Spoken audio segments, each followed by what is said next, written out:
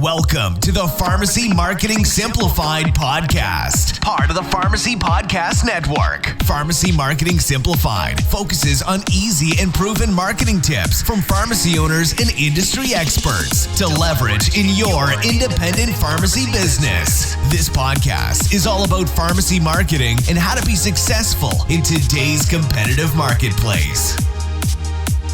Welcome to the Pharmacy Marketing Simplified podcast, part of the Pharmacy Podcast Network. I'm your host, Nicolle McClure, president of GRX Marketing, and today we'll be tackling the subject of pharmacy image and tips for creating a positive image for your pharmacy. And I'm so excited to welcome Bruce Kneeland to the show, who I consider a community pharmacy expert. He has been involved in the pharmacy industry for more than 40 years. He's held a variety of senior management positions with companies such as Vice President Franchise Development for Health Mart, Vice President Communications for National Wholesale Druggist Association, and Vice President Corporate Membership for the National Community Pharmacists Association. He's also a frequent contributor to pharmacy magazines and a speaker at national and pharmacy conventions. Most of his articles and presentations center on interviews with successful pharmacies where he documents best practices in the area of pharmacy management, marketing, and enhanced patient care services. Bruce, welcome to the show. Well, thank you, Nicolle. It's nice to be here, and I'm excited to share some thoughts and information on my favorite subject is how do we help independent pharmacies be more successful? Perfect. Well, let's get started. So one of the things that I love that you do is you travel across the country every year to independent pharmacies and, kind of document what you see and experience with them. And I guess give our listeners kind of just an overall experience of what you see when you visit those, kind of some good and bad and maybe the ugly too. Well, it is funny. I have this little saying that I sometimes use to remind people, particularly some of the clients that I'm working with. Half of the pharmacies out there are below average, and unfortunately, whenever I'm out and about doing anything, and I just took a trip to Salt Lake and back this last week and stopped in and saw seven different pharmacies. There are some that are really not doing very well. And, some of your listeners here may be those and wondering what's going on. Where I am lucky is that I do get to visit by appointment and by assignment some of the most remarkable pharmacies in the country. And I can tell you that, that what I do see is that there are thousands of independent pharmacies that are growing and they're prospering. And that convinces me that thousands more could if they would just catch the vision and implement some of the things that we're going to be talking about as we go through this interview. Okay. And that's encouraging to hear because it's, not hard to these days hear kind of more the doom and gloom information, so to speak, of the pharmacy industry. So, just maybe by making some few changes in your pharmacy, you could really prosper. I'm absolutely convinced that's the case, and one of the evidences of that is there's a few trends that are clearly out there, and one of them that I see is that there are lots of guys who own one or two stores who are now stepping up to the plate and buying their third or their fourth or their fifth store. In most cases, those stores that they're picking up are stores that are marginal. And with a few simple changes, they're able to turn these stores around and turn them into very profitable entities. Yeah, I think I'm definitely seeing that as well, where just talking to more multi-store owners and, power in numbers type thing. So, So when you're out and about in the pharmacies, I guess, what are you seeing that they are promoting and maybe some of the things that they're not and they're missing the boat on? Okay, in terms of what they're promoting, I don't think it's going to be a surprise to anybody that I'm seeing people who are doing a great job, a sophisticated job in working on refills and making sure that their current patients are getting a higher percentage of their refills. Some of the ways that is done is simply with refill reminder phone calls, refill reminder texts. I don't know that phone calls and texts are. That's one of the techniques that you would use after you decide that that's something you're going to focus on, because I think the real need in that area is the personal conversation with the people when they come into the store, to remind them, encourage them, and to work with them on techniques and tips that they can use in order to do that. So, refill reminder programs that leads to medication synchronization. And boy, I run into people who have just swear that that's absolutely turned their business around. Mm-hmm. Compliance packaging is an important thing. Visited with a wonderful store just Monday in Salt Lake City, where a guy is doing a wonderful job with immunizations, and we're not talking flu shots anymore. When we talk immunizations, we're talking the whole range of things, which I'm frankly not totally aware of what they are. He mentioned specifically Tdap, and Gardasil. The interesting thing on Gardasil is that he's focusing on the young adult patients who can make that decision on their own. He hasn't had much luck with the teenage population or the preteen population. Immunizations, I just mentioned. The biggest one that I see now emerging is people who are focusing on nutritions and drug nutrient depletion, nutrition, diet, weight loss programs, those types of things where they're not only selling the product, they're selling the counseling and putting people into a program. So there's lots of things that these guys are doing. The people who are suffering are the ones who are still hoping and imagining that they can fill more prescriptions and take care of their problems with prescription volume. And Mm-hmm. while that's been the paradigm for 40 of the 45 years that I've been in this business, I think you still need to fill a lot of prescriptions. I'm not one of those who thinks we need to move into the cognitive services only. I love the combination, dispense or fill a lot of prescriptions that gives you contact with a lot of patients. And then you can do a lot of other things with a small subset of those patients. So it's the people who are still hoping that that they can fill more prescriptions, that they can fill their way out of this problem. I don't believe that that's possible anymore. Yeah, and I definitely agree with you. And, I think that's just becoming more evident every day. We run into constant barriers, new barriers that kind of just solidify that message. Yeah, the business has changed. Mm-hmm. And I think, you brought up an interesting point about promoting Gardasil of, that's a great way to tap into that younger market. We get that question sometimes is, how can I reach out to that younger demographic? And, there's a variety of ways to do that, but what better way than offering something, that they need and you can, have them be a customer for life as kind of as they grow older and go through those different stages and medication needs. Yeah, and you just said something that I think is not obvious to the industry. As a general rule, I mean, we tend to have concentrated on baby boomers. I'm one of them, and baby boomers are wonderful customers. 30 years ago, we were a big percentage of the population. We're not anymore. The population is younger. The millennials are coming along. I find it interesting to realize that more babies were born last year than were born during the height of the baby boom.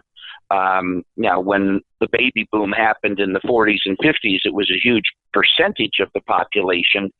But the fact of the matter is there's more babies born now than were born then. Young mothers and young people are going to be critical to the success of any pharmacy going forward. And they've got to find a way to reach out and capture these people and bring them into their pharmacies. Mm-hmm, definitely. So some of these new services that you highlighted, they're a bit, some of them are a bit complicated and, maybe not always understood by consumers.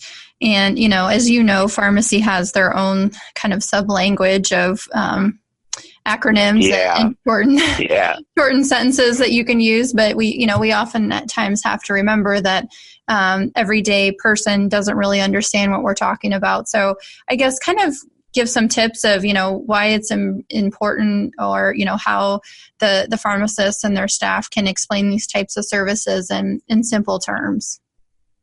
Well, and that is the challenge, is simple terms. I had a conversation with my son-in-law this weekend. He's a computer guru, works for a company that goes into businesses and manages their software. And in chatting with him a little bit, we're talking about ERP, we're talking about CRM, we're talking about some of these acronyms that I'd be surprised if anybody listening to this podcast understood, and that's exactly the point. ERP, by the way, stands for Enterprise Resource Planning. CRM stands for Customer Relationship Management, which I do hope that people like you, Nicolle, can bring into common usage in the pharmacy arena. Mm-hmm. But I look at websites all the time when I'm doing research. I'll be speaking at several meetings this summer. And as I go to websites, I see people posting things like MTM. Many of them even take the words medication therapy management and put it as a bullet point on their website. And I would speculate that 3% of the non-pharmacy oriented population has any clue what that means physically. What does it even mean? And then what does it mean health-wise? Why do they care, even if they know what it means? So, I have clearly come to believe that the time has come in this industry for every pharmacy to reach out and figure out how to bring on and or hire a marketing pro. Because you mentioned, how do we simply do that, or how do we simplify it? That's the hard part, is how do you take a complicated concept and reduce it to something that is a sentence or two that will resonate with the consumer, and not only get them to understand what it is, but get them to realize that it would have a benefit for them. So when we talk about immunizations in a pharmacy, what does that mean in terms of convenience? What does that mean in terms of what do I pay for it? What does that mean in terms of how is my doctor going to know that I got it? So all of these tools are in place, and consumers just don't know or understand how and why they should be getting, a pneumonia vaccine in their pharmacy when their doctor didn't tell them to do it, and they'll be confused as to knowing whether their doctor even knows that they got it. So you need some staff member who can become expert at it, or you need to hire somebody who can help you, craft the message, create the graphics, and then frankly, build the culture into the pharmacy where the staff knows what's going on and how they can do it. I'm going to go back 20, 25 years. I used to play the game back when I was involved with the family pharmacy program, which is now the Good Neighbor program. I would go into a pharmacy traveling, and I would point out to the person in that independent pharmacy all of the family pharmacy logo and all that stuff, and I would say to them, I'm confused. I thought I was in, Jordan River Pharmacy. What's all this family pharmacy stuff? Mm-hmm. And the clerks would look at me with some starry-eyed thing saying, number one, who's this idiot and why is he asking this question? But they had no ability to explain how Harry's Pharmacy was flying family pharmacy colors. And, that's so true with the Health Marts and the Good Neighbor pharmacies or the HealthWise pharmacies, whatever identity program your pharmacy may belong to. the point I guess I'm trying to make is you not only need to know how to explain it simply, you need to get your staff to be able to do that and to care that you're doing it. Mm-hmm. And that's an awful lot said for that, but that takes a program, that takes an effort, that takes it's got to go to the top of your agenda. Is how do I make my pharmacy more appealing, more compelling to the people who are doing business with me, and obviously to the people who aren't yet coming in for their prescriptions or healthcare services in my location. Mm-hmm. I'm sorry for that long-winded thing. No, it was a great explanation, and it's funny because we have some of the same conversations with our clients that, you know, are affiliated with the different organizations, and I think it's sometimes a bit of a brand identity struggle of which one do they promote. Yeah, but you know, and the world is full of examples of people who promote both. Mm-hmm. I'm not at this stage in my life, I'm not a proponent of one way or the other. It is what it is, and you've made a decision. Now maximize it. Right. So you know you can go either way. You know, the dual name thing is. You know, I mean, I travel a lot, so I stay in an awful lot of hotels that are, you know, Clarion by Hilton. Mm-hmm. You know, it's the double branding thing is not uncommon in our society. It works, and but it works when you make it work. Right, and I think you brought up a good point. I mean, you know, I think sometimes the disconnect of you may have a pharmacy owner that is passionate about doing, you know, trying new things and, you know, marketing them properly and whatnot. But if your support staff isn't behind you, it doesn't really matter, you know, because they're the forefront of your pharmacy typically. I mean, they're the first person that's greeting the customer and, you know, talking to them when they check out and things like that. So I think pharmacy owners definitely need to find a way to engage and excite them about some of these new programs as well. Absolutely. And, you know, in you know, the old farmer cliches, you got to get the water to the end of the row. Mm-hmm. And, you know, you may have people on your staff who are marginally committed to your business. And you know, one of the pieces of marketing, and this is another thing I guess I would want to say, people think marketing, they automatically turn to advertising, and that's a huge mistake. Advertising is a major piece of a marketing program, but training your people and getting them so that they know and understand who you are, what you stand for, what your reason for being is, you know, probably step one in the success of, well, step two. Number one is you got to know what it is yourself. But, you know, step two would be winning over your staff, making sure that you have people who know and understand that their job is not to fill prescriptions. Their job is to help people live healthier lives. And the beautiful spin-off of that, and again, I hate to go down a rabbit hole, but it's one I feel very strongly about, is the pharmacy business is not the business of filling prescriptions fast and accurately. The pharmacy business is the business of helping people live happier, healthier, more productive lives. And I get emotional about this, and I had a conversation the other day with a brand new marketing person who was brought in for one of the companies I do some consulting for.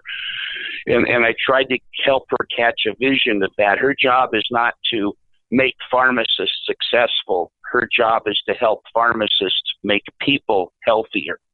And that's where my passion for this industry lies, this profession lies. Not a pharmacist. I don't have the ability to practice the profession. But what has kept me passionate about it for years is knowing and understanding that there's people who are better off now because they chose to do business with a pharmacy that did more than put pills in a bottle. Mm-hmm.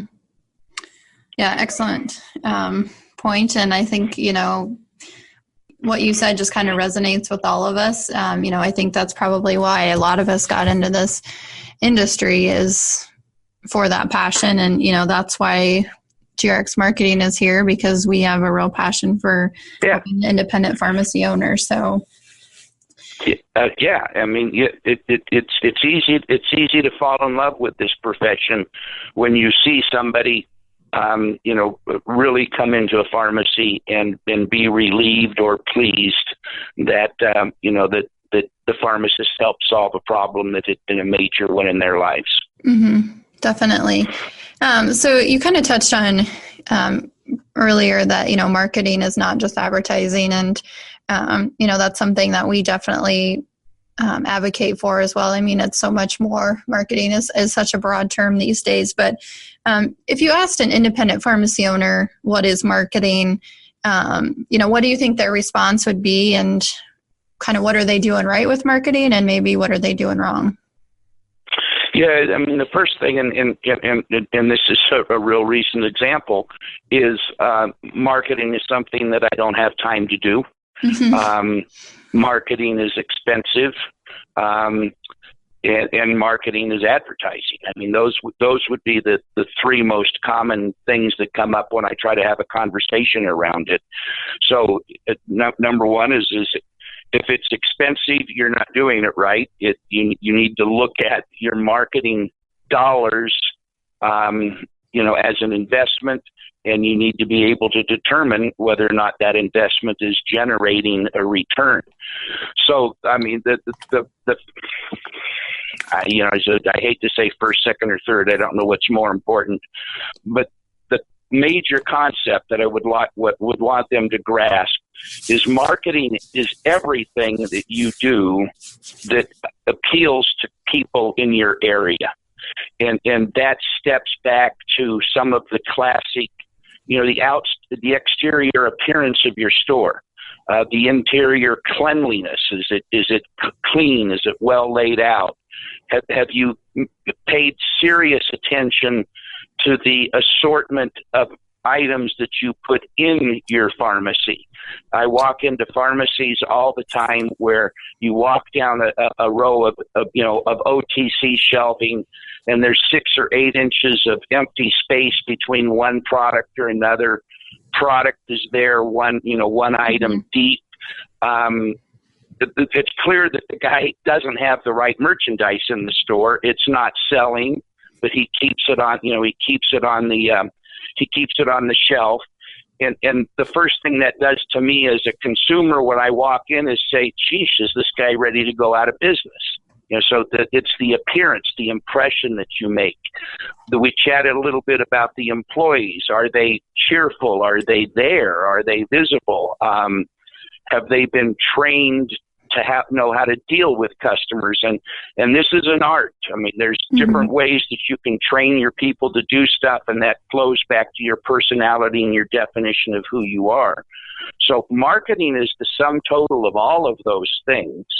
And I see people who are doing it exceptionally well. I've created this little, I like to come up with patterns or whatever, but I've created that I see 4 kinds of stores, and they all can be defined in one word that starts with C.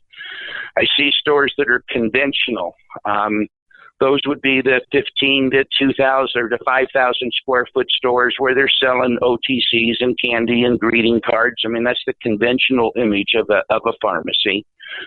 I see stores that have moved into a clinical mode, where they get rid of most of the stuff in the front of their store, and they have a private space for counseling, and they're focusing and concentrating on applying some of these enhanced care services that we've made fleeting reference to.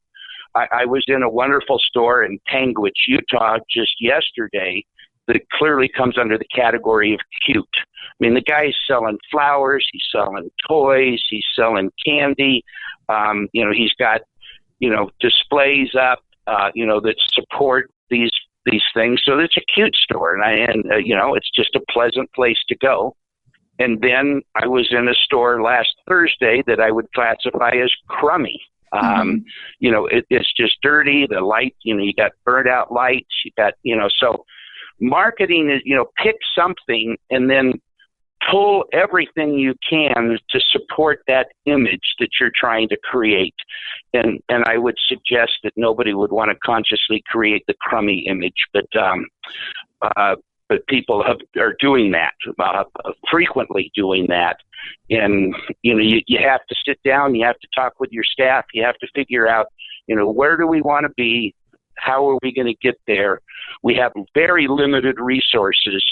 What can we do that will be simple and yet effective? And there's things that you can do. And the first one is clean the store up, get rid of some dead merchandise, open the place up, make it a little bit more viable, and then bring in some new services that will have meaning to a small percentage of your population. And Nicolle, I want to talk about this small percentage. One of the examples I use in my CE programs is yoga. Just yesterday, I was with my grandkids. 2 days ago, I was with my grandkids at karate classes, and right next to it was a yoga salon. And they must have had 30 or 40 women coming in and out between, class switches. All these women are going there and they're paying big bucks to take yoga classes. 2% of the population takes yoga. So if you can find something that appeals to 2 or 3 or 5% of your customer base, that can be a big impact. You can get 2 or 3 or 4% of your patients to get a Shingrix shot in your pharmacy. That's huge. So it's not most people. It's not the vast majority of people. It's a meaningful number of people that would do something that you can do in your pharmacy that's consistent with your image. And yeah, most people aren't going to do that, but some will, and they'll pay for it. Yeah, no, excellent point. And I think just pointing out that, focusing on those more specialized services, doesn't mean that you're going to abandon, what else you're offering as well, or maybe eliminate a demographic. You're just focusing, targeting more on that one group. So, I'm sorry, I just talked with a wonderful young lady. She's actually a pharmacy resident doing a residency at a pharmacy up in New York. And, she goes over and does hospital transition discharge with people. And they put all the stuff in a compliance pouch package and charge $20 for it. And they get 2 people a week.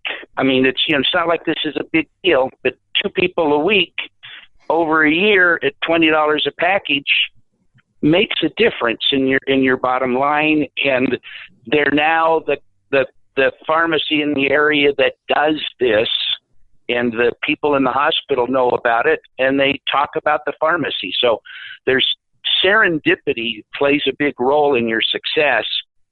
And I know we still want to chat a little bit of word of mouth on this thing, but that's what generates word of mouth, is when you do exceptional things that are different from everybody else, even if it's for a small percentage of your patients. The halo effect, helps the whole pharmacy in other ways. Yeah, definitely.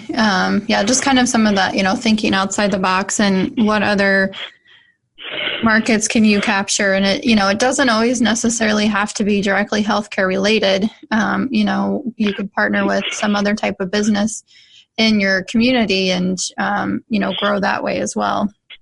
So yeah, now, I mean, that's interesting, and it's something I know I've thought about, but I couldn't come up with. I mean, can you think of another kind of business that a pharmacy could work with that wouldn't necessarily be healthcare related? Have you got something on the tip of your tongue that you could share? Well, I mean, one thing that we encourage is to partner with local pet shops if you do compounding services. So, just go in and have a conversation about that program, and ask if you can leave a brochure or some sort of leave behind. So I think pets are very passionate for a lot of people. So, when somebody comes in and says their dog is sick, and, having that resource of the local pharmacy to be able to provide that medication is a great avenue and connector for that pharmacy owner. I love it. And you start talking about people who have passion for their pets. I've got 5 kids. 4 of them have children and have given me grandchildren, and we love them for it. One has got fertility issues, and so they have a dog. And the point of this is that that's my grand dog, and I better know his birthday and everything else. And to that point, they had a chance to take a trip. So we drove from Prescott, Arizona to Los Angeles to pick up a dog and bring it back here and take care of it for 3 or 4 weeks, so that they didn't have to put it in a kennel, just the same as we would have done for one of our grandkids. So, people are passionate about their pets. Yeah, definitely. So that's just, I guess, kind of one example of, going beyond just healthcare related type businesses and, kind of branching out a little bit more in your community. You never know where those types of partnerships are going to leave you. So, and I will say one other thing, to that, it's implied in what you said, but it needs to be brought out. You're getting out of the pharmacy and you're going to someplace else. And there's magic that happens when you get out of your pharmacy and go visit other businesses in your area and develop relationships with them. And, the thing that I say from time to time that drives my wife crazy, but at any one time, there's more people outside of your pharmacy than there are inside your pharmacy. Get out of your pharmacy and go meet them. Yeah, I agree 100%. So, as we kind of touched on it earlier, word of mouth. I think it's a wonderful thing, but chances are it can hurt you more than help you. As we know, people tend to talk more when something negative has happened over positive. And I think, that especially rings true today with social media. Unfortunately, when they've had a bad experience in a business, people rush to social media and post bad reviews and things like that. Now, whether or not it's warranted oftentimes remains to be seen. But I guess kind of talk about word of mouth and, the good and the bad of it. And unfortunately, my going in proposition is that it's the best kind of advertising you can get, but it doesn't happen spontaneously. You have to engineer, you have to create word of mouth, and then you have to have a way to mitigate the plausibility of negative word of mouth, which mathematically will occur 5 or 6 times more often than positive word of mouth will happen. So one of the things I've seen people do is create, a customer referral program where, you actually have little cards and things like that you can give people that will encourage them or give them something physical that they can hand to somebody else.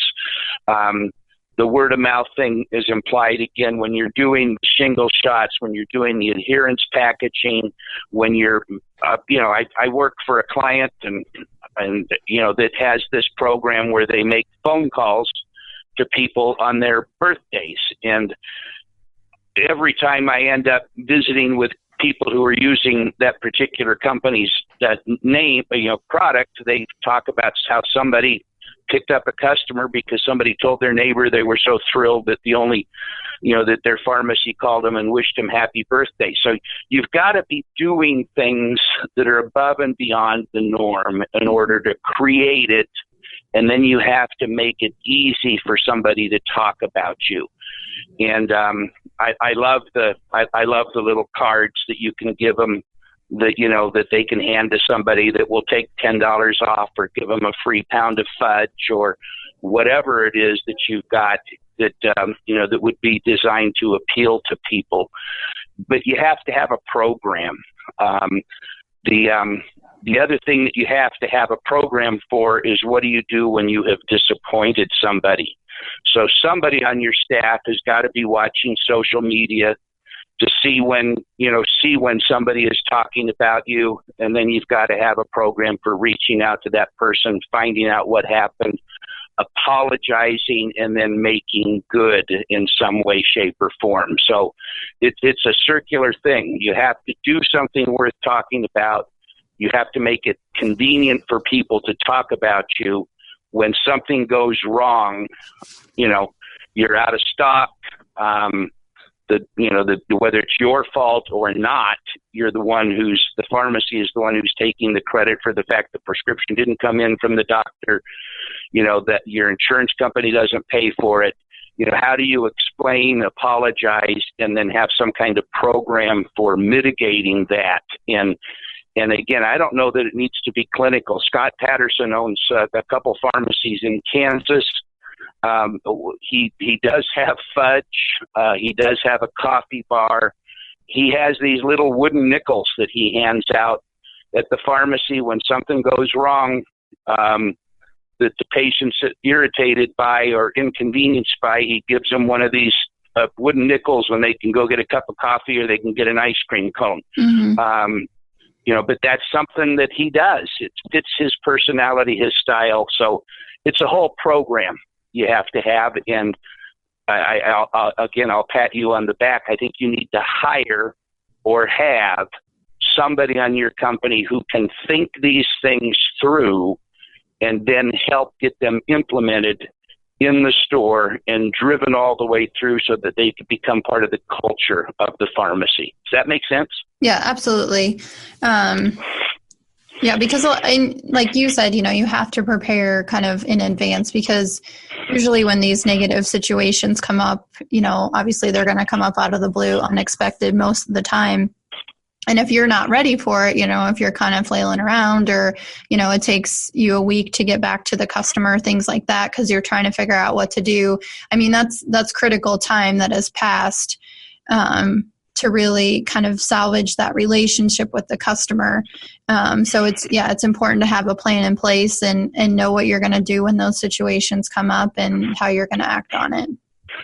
And yes, and a situation will come up that will be different from the situation that came up before. So the plan has to be broad enough to handle all of that. And, the classic mantra that they'll teach you in marketing school is it's not when you screw up that matters. It's how you take care of the screw up that matters. People are disappointed all the time. So how do you take care of those people? I still laugh. We've had some home remodeling done here as we've moved into our retirement home in Arizona. So we've been having contractors come in and out, and fortunately we've had a good selection of them. But I saw a sign posted in somebody's yard a couple years ago. You know how when they're doing remodeling, they put a sign in your yard to advertise their name. This guy simply said, "If you call, we'll show up." And sadly speaking, that's the level of customer service that's the banner. If we've called people and they have never showed up. Customer service is king. Fortunately for independent pharmacies, the bar to be exceptional is so low that you can do it simply by giving people a wooden nickel when something goes wrong. So have a program, have a plan, and drive it through. And the bad things that happen become the reasons that people will talk about you, because it's how you handled the bad thing. Yeah, definitely. Turn a negative into a positive. Yes. Well, I think kind of wrapping it up here, anything else you want to share with our listeners before we finish the podcast? Yeah, and it's the classic thing that people like I do all the time that nobody wants to hear. But the secret to success is believing you can succeed. It's attitude. It really does come back to, hey, there's a problem, but me and my team and my suppliers, my vendors, the people who work with me, we can figure out a way to get through this. The people who are not succeeding are the ones who are complaining And believe me, there's plenty of reasons to complain. I'm not a Pollyanna. I know that there's significant challenges facing this industry, but I see people all the time who have figured out how to handle, slow and low and terrible reimbursement, from third-party vendors. And there's ways around this. There's ways through it. But it takes that, hey, I'm going to dig in and I'm going to figure it out and we're going to move forward. There is a way. Mm-hmm. And I would say that, clearly anybody listening to this interview is already above average because they're looking for solutions. So those people who are above average, who are looking for solutions, get to the trade shows, read your pharmacy journals, get out of the pharmacy, and don't necessarily go look at other pharmacies. Go look at other retailers in your area, other service businesses in your area, and see the little twist that they're doing with stuff that matters, and keep at it and work at it, and know that you can succeed by, the pattern is out there now. We know where to go. It's MedSync, it's refill reminders, it's immunization, it's drug nutrient depletion, it's nutrition and weight loss support. Those patterns have proven themselves, and they're there to be followed, and you can find people who can show you how to do it. Yeah, I think that's a great way to kind of wrap up what we discussed today. So thank you, Bruce, so much for your time. I think it was a great discussion on, a lot of things that the independent pharmacy owner should be doing if they're not doing already. So thanks so much for joining me today. Thank you, and have a good day. All right. Thank you for listening to another episode of the Pharmacy Marketing Simplified podcast. Be sure to check us out at pharmacymarketing.com. You were listening to the Pharmacy Podcast Network's leading marketing podcast, Pharmacy Marketing Simplified, sponsored by the proven leader in pharmacy business development and support, GRX Marketing. For more proven strategies and ideas on marketing your pharmacy business, check out grxmarketing.com.